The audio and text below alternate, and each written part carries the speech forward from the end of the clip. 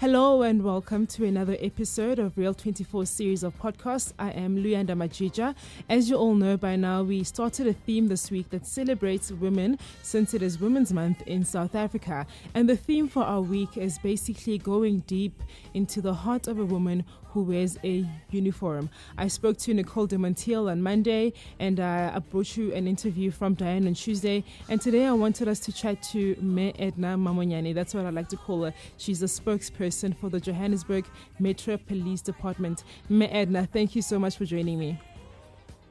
Thank you so much for having me. Thank you. I hope you don't mind me calling you Me. No. I am a mother. Wonderful. So you are a mother, and what other roles do you assume as this female embodiment of like power and authority and stature? I'm a mother. I'm a cop. I'm a police woman. I have been in this industry for 26 years. I came here when I was very young. Had a small body, and at that time I only had 2 children. When I started, I have 4 kids now. They all grown up. And when I came in, I actually was just on the support team, at the traffic department. The biggest problem was that there were not females in that field then that were going out onto the road. Reason being that because it was a male-dominated field, male didn't feel comfortable working with females because, they felt that they were the weakest link. They would open up doors to perpetrators of crime to easily attack them because they would be partnering with a woman. So I took a stand that I'm going to go to the college and become an officer and come back and actually work the streets of Soweto, especially in Diepkloof and Meadowlands, so that people can realize that there is nothing stopping you. If you really want to do something, you can achieve anything. If you put your mind to it, you will. So I put my mind to it, and I said, I'm going to do this. I'm going to show that. It's not about you being a man or you being a woman. It has nothing to do with that. It's got everything to do with you being passionate about or what you want to do, and that you will do it to the best of your ability. And from 1988, I then worked at the Deep Middle Traffic Department until amalgamation, when we were all now put together and became Greater Johannesburg. And then that's where a Metro Police was formed. And for the city of Joburg, we became the police for the city. That's where I then moved from the road. The then chief of police, Chris Muzwandile Ngobo, then decided that he wanted another woman to come in and work with Wayne in the communications, so that he will have 2 spokespersons. And then I came there in 2002. I've been there as a spokesperson up until now. If you love what you do, and you go through challenges, that does not deter you to persevere and make the best out of it. It's not an easy job. It's quite hectic. You sometimes don't have time for family. You don't have time to go out with friends. You miss a lot of things. You miss the weddings, people getting married in your circle of friends and family. You miss people's parties and all those things, because it's a selfless job. It's a 24/7 kind of job. So you will definitely be working even when you think, I don't want to work.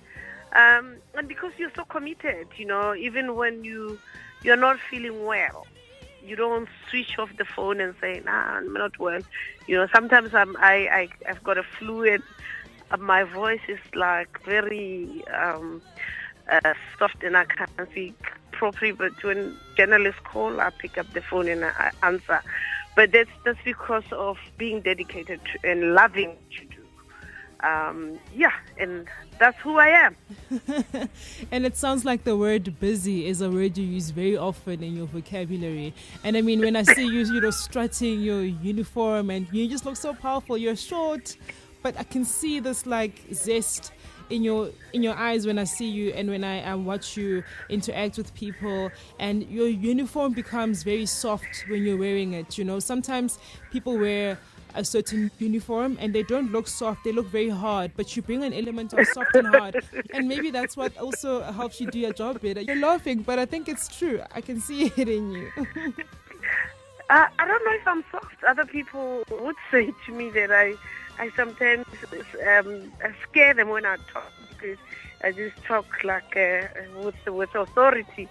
But yeah, that I have got a lot of people that say to me, wow, you really give that uniform a lot of dignity. It's amazing. You make us want to see our children or our sisters wearing the same uniform, and that makes you feel good that you have something that people love and would love to see the generation that's coming after me pursue and actually probably do the best that they can, and where I live off, and then they will take over.